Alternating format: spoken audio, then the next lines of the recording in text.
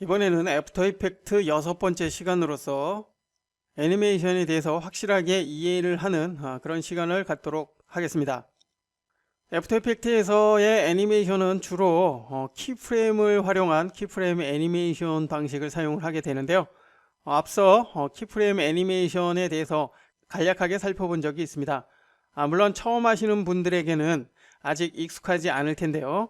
이번 시간을 통해 애프터 이펙트에서의 애니메이션을 확실하게 이해를 해 보시기 바랍니다. 먼저 학습을 하기 위해서 할로윈 프로젝트 파일을 실행을 해 놓은 상태인데요. 학습자료 프로젝트 폴더에 준비되어 있기 때문에 열어서 사용을 해 보시기 바랍니다. 자, 현재 할로윈 프로젝트에서는 나무숲, 유령, 배경 4개의 레이어가 적용이 된 상태입니다. 자, 여기에서 유령 레이어를 선택을 해 봅니다. 현재는 아무런 작업이 이루어지지 않은 상태인데요. 이제 지금의 이 유령 레이어의 움직임을 표현을 해 보도록 하겠습니다. 어떻게 표현을 해 볼까요? 왼쪽에서 서서히 나타나서 아래로 내려왔다가 다시 위쪽으로 이동을 해서 화면 밖으로 사라지는 그러한 장면을 표현을 해 보도록 하겠습니다. 그렇게 하기 위해서 지금의 유령 레이어를 왼쪽으로 이동을 해 보도록 하겠습니다. 처음에는 유령의 크기가 작아야 되기 때문에 변형을 열어주고요. 비율을 좀 줄여줍니다. 줄여놓고 다시 위치를 애니메이션이 시작이 되는 위치로 이동을 해 놓습니다. 그리고 역시 처음에는 보이지 않아야 되기 때문에 불투명도를 0으로 해줍니다. 자, 이것으로써 애니메이션이 시작이 되는 기본 설정을 끝내놨는데요. 이제 애니메이션이 시작이 되는 시간을 설정을 해봅니다. 이번에도 역시 0프레임부터 시작이 될 수 있도록 0프레임으로 이동을 해주고요. 유령의 위치와 크기 그리고 회전, 불투명도에 대한 모든 애니메이션을 표현을 할 것이기 때문에 모든 옵션의 키프레임을 활성화 시켜 놓습니다.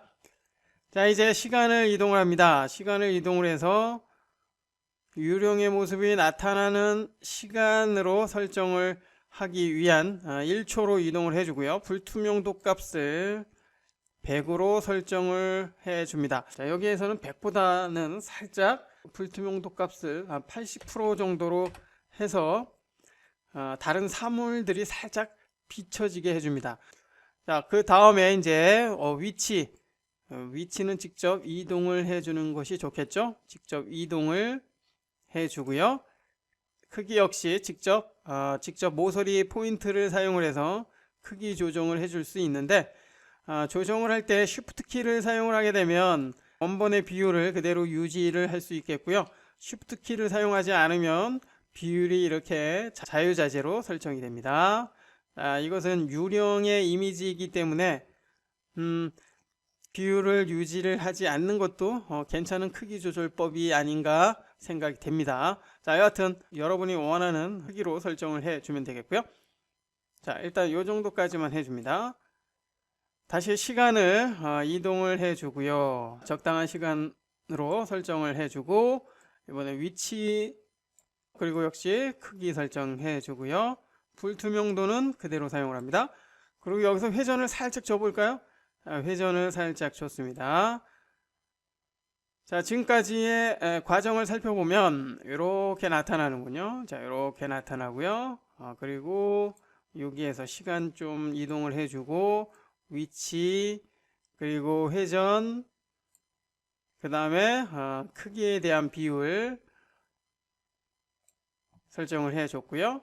자, 그러면 여기에서는 이렇게 변하는군요. 시간을 이동을 해주고 자, 역시 비율에 대한 설정 해주고 회전에 대한 설정을 해주고 자, 그럼 변화가 생겼죠. 자, 이처럼 위치와 비율, 회전에 대한 애니메이션 아주 간단하게 만들어 줄 수 있다는 거 알 수가 있고요. 지금 만들어진 키프레임을 보면은 키프레임 사이사이에 변화가 생기는 것을 알 수가 있고요. 키프레임 속성 값에 맞게 변화가 되는 것을 알 수가 있습니다. 자, 이처럼 키프레임은 해당 레이어의 속성값을 가지고 있기 때문에 속성값에 변화되는 그 차이를, 변화가 생기는 애니메이션으로 표현이 된다고 이해를 하면 됩니다. 살펴본 것처럼 애니메이션을 표현을 하기 위해서는 애니메이션에 사용이 되는 시간, 그리고 키프레임 속성값, 이 속성값의 차이에 의해서 변화가 생긴다는 것을 다시 한번 이해를 해 두시기 바랍니다. 자, 계속해서 시간을 이동을 해 주고요. 이번에는 자, 이렇게 오른쪽 상단으로 이동을 해 주고, 그리고 크기 역시 이번에는 수치를 사용을 해 볼까요? 크기 조금 키워 주고 조금 더 이동을 해 주고, 자, 여기에서 이제 사라지는 그 장면을 표현을 해 보도록 하겠습니다. 자, 그렇게 하기 위해서 불투명도가 80%였던 요 값을 지금부터는 0으로 조절을 해줘야 되겠죠. 그렇게 하기 위해서는 지금 요 지점에 변화가 시작이 되는 키프레임이 필요합니다. 그렇게 하기 위해서 add 키프레임을 사용을 해줘야 되는데요. 키프레임 추가 버튼을 클릭을 하게 되면 현재 시간에 새로운 키프레임이 만들어집니다. 지금의 이 키프레임은 이전 키프레임의 속성값을 그대로 반영을 하고요. 변화가 생기지 않았기 때문에 80%를 여기까지는 유지를 하게 됩니다. 그 다음에 이제 사라지는 장면을 표현하기 위해서 시간을 원하는 시간으로 이동을 한 다음에 불투명도 값을 0으로 해주게 되면 여기부터 여기까지 사라지는 그러한 애니메이션이 만들어지겠죠. 자, 역시 유령 레이어의 위치를 설정을 하거나 비율을 설정을 해서 사라질 때의 모습을 표현을 해줄 수가 있겠고요. 자, 확인을 해보면, 자, 여기부터 이제 사라지게 되겠죠. 여기부터 사라지면서 이러한 변화가 생기는 것을 알 수가 있습니다. 키프레임을 사용을 해서 애니메이션을 표현하는 방법에 대해서 살펴봤고요. 지금의 요 애니메이션 사용법을 확실하게 익혀둬야지 애프터 이펙트에서의 모션 그래픽 작업을 여러분이 원하는 형태의 작업을 해줄 수가 있기 때문에 반드시 익혀두시기 바랍니다. 계속해서 이번에는 회전에 대한 애니메이션을 확실하게 이해를 하기 위한 작업을 해보도록 하겠습니다. 학습에 사용할 놀이공원 프로젝트를 열어놓은 상태이고요. 역시 프로젝트 폴더에 있기 때문에 열어서 사용을 해 보시기 바랍니다. 자, 현재의 프로젝트는 놀이공원, 나무, 놀이기구, 하늘 4개의 레이어를 사용을 한다는 것을 알 수가 있고요. 자, 여기에서 놀이기구를 선택을 해 봅니다. 선택을 해서 지금의 이 놀이기구는 회전이 돼야 되겠죠. 그렇다면 회전이 되는 애니메이션을 설정을 해줘야 됩니다. 회전 값을 설정을 해 보면은 이와 같이 회전이 되는 것을 알 수가 있는데요. 다행히도 회전이 되는 회전축이 가운데에 정확히 있는 것을 알 수가 있습니다. 그렇지만 만약 지금의 이 회전축이 다른 곳에 있다면 회전이 될 때 정확하게 회전이 되지 않을 것입니다. 살펴보기 위해서 중심축을 이동을 해주는 펜 비하인드 툴을 사용을 해봅니다. 선택을 해주고요. 중심축을 이렇게 옮겨 놓습니다. 그리고 회전을 해보면 자, 회전이 되는 축이 바뀌었기 때문에 그 지점을 기준으로 해서 회전이 되는 것을 알 수가 있죠. 우리가 원하는 회전은 이것은 아니죠. 컨트롤 Z키 눌러서 다시 원점으로 되돌아가고요.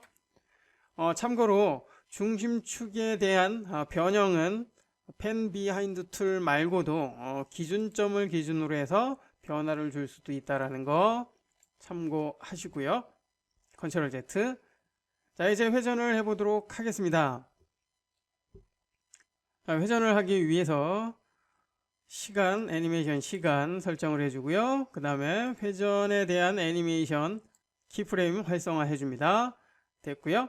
자, 이제 시간을 이동을 해봅니다. 시간은 한 4초 정도만 사용을 해볼까요? 학습을 하기 위한 목적이기 때문에 여기까지만 해봅니다. 자, 그리고 계속 회전값을 설정을 해서 현재 수치가 2까지 올라갔는데요. 2바퀴 회전이 됐다는 얘기죠. 자, 5바퀴 정도만 일단 해줍니다. 자, 그리고 나서 스페이스바를 눌러서 확인을 해보면 자, 이렇게 회전이 되는데 아주 빠르군요. 마지막 프레임으로 이동을 해서 이동할 때 특정한 키프레임으로 정확하게 이동하는 방법은 요 이전 키프레임, 이후 키프레임 기능을 사용하면 됩니다. 클릭해서 이동을 해줬고요.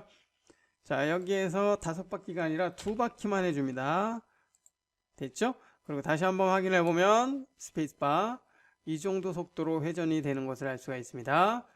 자, 여기에서 이 두 번째 키프레임을 이동을 해서 맨 끝점으로 이동을 해줍니다.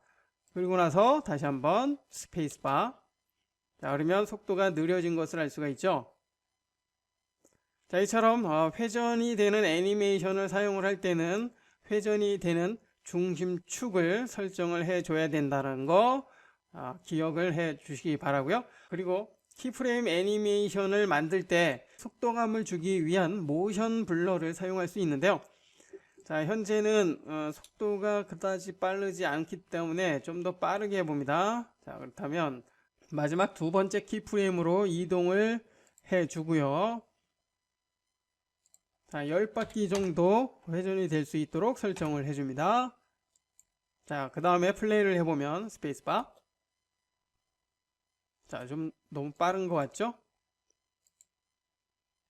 한 5바퀴 정도. 다시 한번 스페이스바. 자, 그러면 이와 같은 속도로 회전이 되는 것을 알 수가 있습니다. 자, 이 정도 속도로 한번 해보죠. 자, 이제 보다 속도감을 주기 위해서 모션 블러를 사용을 해보도록 하겠습니다. 자, 이전에 레이어 강좌에 살펴본 적이 있죠? 동작 흐림. 자, 동작 흐림이 모션 블러입니다. 놀이기구에 동작 흐림을 켜줍니다. 자, 그러면 뭔가 흐려진 것을 알 수가 있는데요. 확인해보죠. 플레이. 자, 그러면 회전이 될 때 모양이 뚜렷하게 나타났던 것보다 흐려졌기 때문에 그만큼 속도감이 느껴지는 것을 알 수가 있는데요. 자, 속도감을 더욱 증가하기 위해서 설정이 필요합니다. 자, 컴포지션 메뉴에서 컴포지션 설정으로 들어갑니다. 자, 예전에 살펴보기로 했었던 고급으로 가서요. 자, 아래쪽으로 이동을 해서 셔터 각도가 있는데 현재 180으로 되어 있죠. 180의 값을 증가를 해볼까요? 쭉 드래그해서 증가를 해봅니다. 증가를 하면 변화가 생기는 것을 알 수가 있죠. 자, 가장 최대 값이 120이고요. 자, 여기에서는 한 360 정도로 해볼까요? 자, 그 다음에 확인. 그리고 다시 플레이를 해보면, 자, 이전보다 모션 블러가 더 강해진 것을 알 수가 있습니다. 강해진 만큼 속도감이 느껴지는 것을 알 수가 있죠. 자, 이렇듯 키프레임 애니메이션을 사용을 할 때 모션 블러를 사용을 하게 되면 속도감을 보다 효과적으로 표현을 해줄 수 있다는 거. 그리고 모션 블러의 설정은 컴포지션 설정에 고급의 셔터 각도를 통해서 설정을 해줄 수 있다는 거 알 수가 있었습니다. 자, 여기에서 셔터 위상은 모션 블러가 적용이 되는 방향을 설정을 해줄 수가 있는데요. 현재 -9는 모션 블러가 이미지 뒤쪽에 형성이 되는 것이고요. 만약 마이너스가 아닌 그냥 90도로 해둔다면 살짝 변화가 생겼죠. 모션 블러가 이미지 앞쪽에 형성이 됩니다. 자, 이처럼 셔터 위성 역시 적당한 방향으로 설정을 해서 자연스러운 모션 블러가 표현이 될 수 있도록 해 보시기 바랍니다.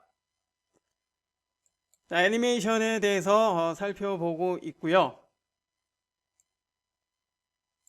이번에는 키프레임 애니메이션을 설정을 할 때 보다 자연스러운 속도감을 표현을 해줄 수 있는 그래프 편집기에 대해서 살펴보도록 하겠습니다. 학습을 하기 위해서 그래프 에디터 프로젝트 파일을 열어 놓았는데요. 역시 프로젝트 폴더에서 사용을 해 보시기 바랍니다. 자, 확인을 해보면 축구공 4개를 동일한 애니메이션으로 만들어 놓은 상태입니다. 플레이를 해보면 자, 이렇게 왔다 갔다 하는 애니메이션이라는 것을 알 수가 있죠. 자, 현재는 애니메이션 속성을 동일하게 사용을 했기 때문에 움직임도 역시 동일하게 이루어지는 것을 알 수가 있는데요. 자, 여기에서 그래프 에디터를 열어볼까요? 자, 그래프 에디터를 열어봅니다. 자, 그 다음에 레이어를 모두 선택을 해 놓은 후에 단축키 P키를 눌러봅니다. 자, 그러면 포지션에 대한, 즉 위치에 대한 옵션만 이렇게 활성화되고요. 참고로 T키를 누르게 되면 불투명도가 활성화되고요. S키를 누르게 되면 비율에 대한 설정을 할 수가 있습니다. 이처럼 단축키를 활용할 수 있고요. 다시 P키를 눌러봅니다.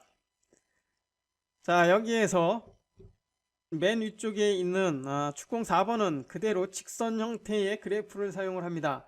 직선 형태의 그래프는 속도가 일정하게 사용이 된다는 것이고요.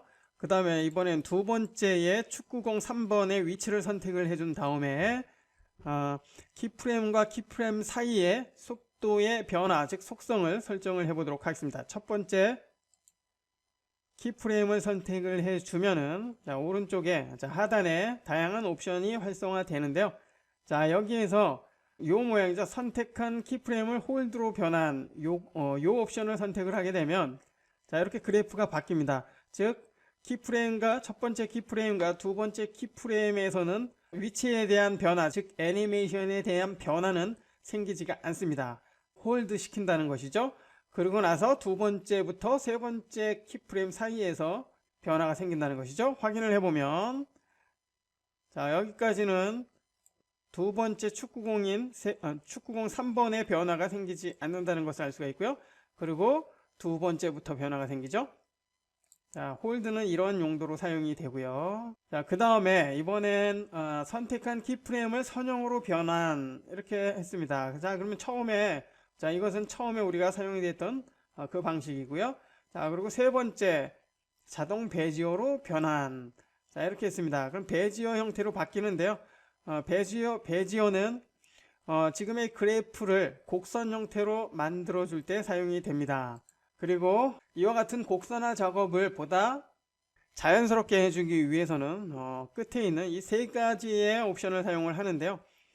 천천히 들어오기 및 나가기 이 옵션을 선택을 해볼까요? 첫 번째 키프레임을 선택을 한 다음에 선택을 해보면 자, 이렇게 아래쪽으로 곡선 모양으로 바뀐 것을 알 수가 있죠. 곡선 모습으로 바뀌었다는 것은 속도의 변화가 생겼다는 겁니다. 천천히 시작이 될 수 있는 그러한 곡선 모양으로 바뀌었고요. 두 번째 키프레임 선택을 한 다음에 자, 역시 천천히 들어오기 및 나가기 선택을 하게 되면 이와 같이 둥근 언덕 모양처럼 곡선화 되는 것을 알 수가 있습니다. 즉 처음에 속도가 천천히 시작해서 빨라졌다가 다시 완만해졌다가 다시 천천히 느려지는데요. 마지막 키프레임에서는 속도가 느려져야 되기 때문에 천천히 나가기를 선택을 하게 되면 끝나는 지점에서 자연스럽게 속도가 느려지게 됩니다. 자, 이와 같이 속도에 대한 변화를 그래프의 에디터를 통해서 줄 수 있다는 것이죠. 자, 이제 확인을 한번 해봅니다. 시작점으로 갖다 놓고 플레이. 자, 그러면 축구공 3번 레이어에 대한 속도가 나머지 3개의 레이어하고는 이렇게 차이가 나는 것을 알 수가 있죠. 이처럼 그래프 에디터를 통해서 자연스러운 속도를 표현을 해줄 수 있다는 거 알 수가 있었습니다. 정지를 해주고요. 그래프 에디터에 대해서 설정을 해봤는데요. 다시 원래 모드로 바꿔보면 어떻습니까? 설정된 키프레임 모양이 바뀐 것을 알 수가 있습니다. 키프레임 모양에 따라서 속도가 어떻게 설정이 됐는지 한눈에 알 수 있는 것이죠. 참고하시고요. 이번에는 축구공에 대한 속도 설정을 해놓은 프로젝트 파일을 열어서 비교를 해보도록 하겠습니다. 지금의 그래프 에디터 애니메이션 프로젝트 파일이 그래프 에디터를 통해서 설정을 해 놓은 그런 프로젝트인데요. 확인을 해볼까요? 1번 레이어를 보면 이와 같은 형태, 2번은 이와 같은 형태, 그리고 3번은 이와 같은 형태입니다. 그리고 4번은 직선 형태로 사용이 되고 있는 것을 알 수가 있습니다. 자, 이 상태에서 확인을 해보면 이렇게 각각의 레이어의 키프레임 사이의 속도를 변화를 줬기 때문에 이와 같은 다양한 움직임이 만들어지는 것을 알 수가 있습니다.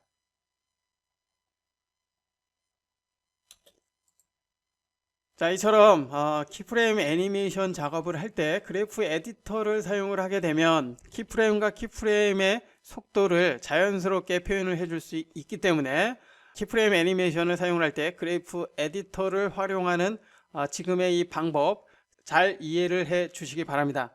애니메이션을 만들 때 단순히 키프레임의 간격을 통해서 속도를 조정하는 것보다 훨씬 자연스러운 속도를 표현할 수 있기 때문에 반드시 이해를 해 주시기 바랍니다.